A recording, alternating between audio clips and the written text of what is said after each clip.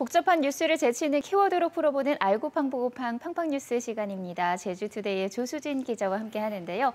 이번 시간에는 지난주에 이어서 한 해를 마무리하는 2021 제주 10대 뉴스에 대해서 알아봅니다. 첫 번째 키워드가 아파트 단지 공원인데 오등봉 도심공원 민간특례 사업에 관한 이야기군요. 네, 맞습니다. 올 초부터 환경훼손과 사업자 특혜 논란으로 연일 뉴스에 오르내리고 있죠. 오등봉 도시공원 민간특례 사업. 여기서 도시공원 민간특례 사업이란 건 공원시설로 지정이 됐지만 사업성이나 여러 이유로 공원이 만들어지지 못한 곳을 지방자치단체와 민간 사업자가 함께 공원시설로 개발하는 사업을 말합니다. 민간 사업자가 사유지를 매입하고 또 시설을 조성하는 비용을 부담하면서 여기에 따르는 행정 절차는 지자체가 해결하는 그런 방식입니다. 공원 부지의 30%는 비공원 시설로 또 나머지 70%는 공원 시설로 지어서 지자체에 기부 체납하게 됩니다. 네, 한마디로 자원이 부족한 공공을 대신해서 민간에서 공원을 조성하는 대신에 일부 용지를 개발하도록 허용한다는 것이죠. 네, 그렇습니다. 사업자라면은 당연히 수익성을 내야 하기 때문에 비공원 시설을 소위 돈이 되는 시설로 만들려고 하겠죠. 우리나라에서 수익성이 높은 건물이라고 하면은 바로 아파트일 겁니다. 그래서 전국 도시공원 민간특례 사업은 대부분 아파트 단지 개발 사업으로 이루어지고 있고요. 오등봉 공원의 경우도 마찬가지입니다. 그런데 여기가 5년 전에도 민간특례 사업이 진행되다가 제주도와 제주시에서 이미 불가로 검토했다는 사실이 드러나면서 사업이 부당하다는 논란이 더욱 거세졌습니다. 불가한 이유로는 공원의 본질적 기능이 상실되고 또 경관이 훼손될 우려, 교통 혼잡이 가중될 우려 등을 들었었는데요. 마치 영화 제목처럼 그때는 틀리고 지금은 맞는 상황이 된 셈입니다. 네, 그런 논란 속에서도 이 환경영향평가 협의 내용 동의안이 도의회를 통과했고요. 그리고 사업은 계속 진행됐습니다. 네, 그렇습니다. 여기가 도시공원 지정 기간이 끝나게 되면은 오히려 더 심한 난개발이 이루어질 수 있다는 게 당시 도의회 환경도시위원회 입장이었는데요. 최근 대장동 민간공원 개발 특혜 의혹이 전국적으로 이슈가 됐잖아요. 그래서 여기가 제2의 대장동, 제주판 대장동으로 불리기도 했습니다. 당시 감사원은 전국 지자체의 도시공원 민간특례 사업에 대해 조사를 시작했고 여기에 오등봉 공원권도 포함이 됐습니다. 그리고 제주환경운동연합과 주민 등이 지난 10월에 제주지방법원에 공익소송 소장을 접수하기도 했는데요. 이들은 이번 소송이 제주시의 잘못된 행정행위를 분명하게 짚어내고 사업 중단과 함께 나아가서 백지화의 물꼬를 트는 시작이 되길 바란다고 밝혔습니다. 네, 앞으로 감사원 조사와 법원 소송 판결을 관심 있게 지켜봐야겠습니다. 다음 키워드는 전국 수석에서 일타 강사로인데요. 어떤 인물인지 감이 오네요. 네, 대학 입학 학력고사 전국 수석과 또 사법시험 수석이라는 타이틀을 가지고 계신 분이죠. 원희룡 전 제주도지사가 올 초부터 대선 출마 뉘앙스를 풍겼었는데 지난 8월에 지사직을 공식 사퇴했습니다. 친이명박계로 분류됐던 원희룡 전 지사는 지난 2017년에 박근혜 전 대통령 탄핵 정국에서 국민의힘의 전신인 새누리당을 탈당했다가 바른정당에 합류했는데 여기에 바른정당이 국민의당과 합당하자 결국 다시 또 탈당을 했습니다. 그리고 무소속으로 지난 2018년 도지사 선거에 출마하면서 당선이 됐는데요. 이후에 작년엔 국민의힘의 전신인 미래통합당에 입당하면서부터 대선 출마를 위한 행보라는 이야기들이 많이 나왔습니다. 이후 서울 출장도 굉장히 잦아지면서 취임사에서 도민만 바라보겠다던 원희룡 전 지사가 어느 순간부터는 대권만 바라본다는 우스갯소리가 나왔던 것도 이쯤 때부터였던 것 같습니다. 네, 본격적으로 대선 출마 선언을 한 이후에는 민주당 이재명 후보를 중점적으로 비판하는 모습을 보이기도 했죠.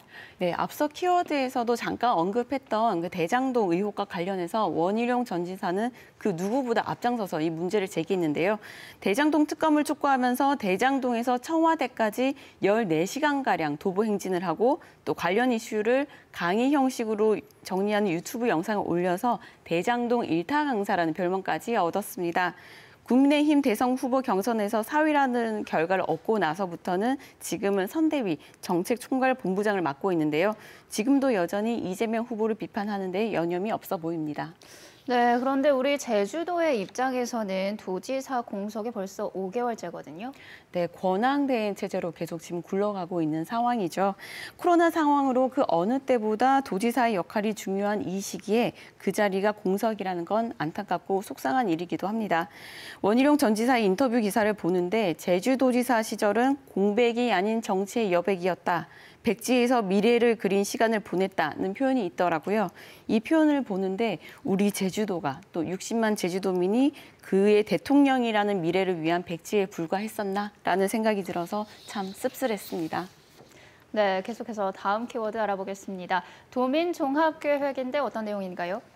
네, 이제 올해도 하루하고 반 정도밖에 남지 네. 않았죠. 벌써부터 새해 계획을 세우신 분들이 많을 텐데요.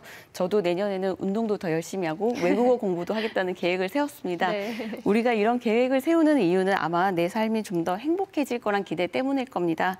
제주도도 마찬가지입니다. 도민들의 좀 더 행복한 삶, 더 나은 제주도를 위해 여러 가지 계획을 세우는데 그 최상위 계획이 바로 제주국제자유도시 종합계획입니다.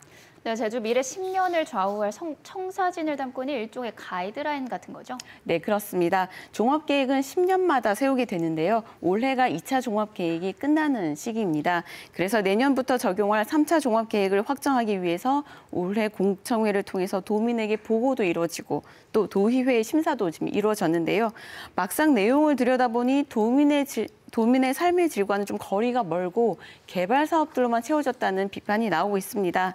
특히 최근 들어서 그 가치가 부상하고 있는 환경이나 생태, 노동, 농업 문제 등은 단 몇 줄만 들어가 있다거나 굉장히 비중이 작다는 지적도 있었고요. 제주환경운동연합은 이를 두고 향후 제주 10년을 책임질 계획이 도민사회의 강력한 비판에도 불구하고 통과되면서 제주도와 도민사회의 갈등의 고울은 더욱 깊어졌다라고 날을 세웠습니다. 그래서 아예 국제자유도시라는 비전을 폐기해야 한다는 목소리도 지금 높은데요.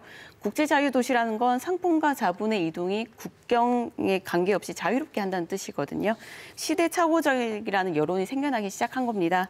국제자유도시 종합계획 대신에 오늘의 키워드로 내세운 도민종합계획이 나올 날을 좀 기대해보고 싶습니다. 네, 제3차 국제자유도시 종합계획과 관련해서 여러 가지 문제가 많은데요. 현재 도정이 공백 상태인 만큼 차기 도정에서 하나씩 문제를 풀어가야 하지 않을까 싶습니다. 다음 키워드는 이미 다가온 전쟁인데 좋은 소식은 아닌 것 같네요. 네, 전쟁이라는 단어를 보니까 좀 무섭게 느껴지기도 할 텐데요. 그만큼 또 심각한 문제라서 좀 세게 한번 잡아봤습니다. 제주도에 이미 다가온 난이 있습니다. 바로 하수처리난이죠. 도두동에 있는 하수처리 시설을 현대화하는 사업이 지지부진하고 있습니다. 이미 처리되지 않는 하수가 많은 양이 바다로 흘러나가고 있고요. 현대화 사업은 도두 하수처리장의 처리 용량을 늘리고 그 시설을 모두 지하로 옮기면서 지상은 공원으로 조성하는 사업입니다. 원래 계획대로라면 내년에 첫 삽을 떴어야 했습니다. 하지만 그 시공업체를 선정하는 과정에서 입찰 공고를 진행했는데 참여하는 기업이 없어서 2차례나 유찰이 됐습니다. 업체 입장에서 보면 그 공사 난이도가 높아서 57개월이라는 공사 기간에 맞추기가 또 어렵고 여기에 맞춘다고 하더라도 수익성이 낮다는 게 그 참여를 꺼리는 이유라고 분석하고 있습니다. 네, 최근에는 이 한국환경공단과 간담회를 통해서 이 사업 계획을 일부 조정한다는 소식을 들었습니다. 예, 그렇습니다. 그 사업 계획 내에 있는 그 사업 기간을 좀 조정하고 계획을 조정해서 시공업체의 수익성을 좀 더 높일 수 있는 방안을 마련하고 있는 걸로 알려졌는데요. 그 사실 하루빨리 시공업체를 선정해서 착공하자는데 좀 의견이 모아진 거라고 보시면 됩니다. 여기에 대해서 너무 또 서두르다가 부실 공사 가능성이 생기는 건 아니냐는 우려도 지금 나오고 있는데요. 하수 처리 시설은 공사 과정에서 문제가 생길 경우에는 그 피해가 막심하기 때문에 아무리 급한 문제라고 하더라도 그 행정에서는 엄중하게 이 대책과 계획을 살펴야 하겠습니다. 네, 조만간 실효성 있는 해법이 나오기를 기대해 보겠습니다. 마지막 키워드는 4.9인데 얼마 전에 발생했던 지진과 관련된 소식이군요. 네, 그렇습니다. 이달 중순에 갑작스러운 흔들림 때문에 다들 많이 놀라셨을 텐데요. 지난 14일 제주 서귀포 해역에서 규모 4.9의 지진이 발생했습니다. 저도 그날 휴가라서 집에서 쉬고 있었는데 침대 전체가 흔들리고 집안에서 막 우웅하는 소리가 들려서 저도 깜짝 놀랐거든요. 태어나서 그렇게 강한 지진을 느껴본 게 처음이었습니다. 사실 이 지진은 그 국내에서 지난 1978년 이후에 11번째 규모이자 제주 인근 해역에서 발생한 역대 최대 규모 지진으로 기록이 됐습니다. 네, 여진도 계속 이어져서 많이 불안하기도 했어요. 네, 그렇습니다. 지금까지 20차례가 넘도록 여진이 계속 발생하고 있는 상황이라고 하는데요. 지진 발생 직전에는 참돔 2만여 마리가 잡히는 이례적인 현상이 발생해서 전조 현상이 아니냐는 그 뉴스까지 나왔었습니다. 하지만 이건 과학적인 그거는 밝혀지지 않았다고 하고요. 다행히 이번 지진은 그 상반과 하반이 단측면을 따라서 수직이 아닌 수평으로 이동하는 운동이었기 때문에 그 피해가 좀 적었다고 하더라고요. 다만 제주 인근 해역에서 지진이 발생하는 횟수가 좀 잦아지는 추세라서 해저에서 발생하는 지진에 대해서 조사를 강화해야 한다는 목소리도 나오고 있습니다. 네, 오늘 소식 여기까지 듣겠습니다. 두 분 고맙습니다. 감사합니다.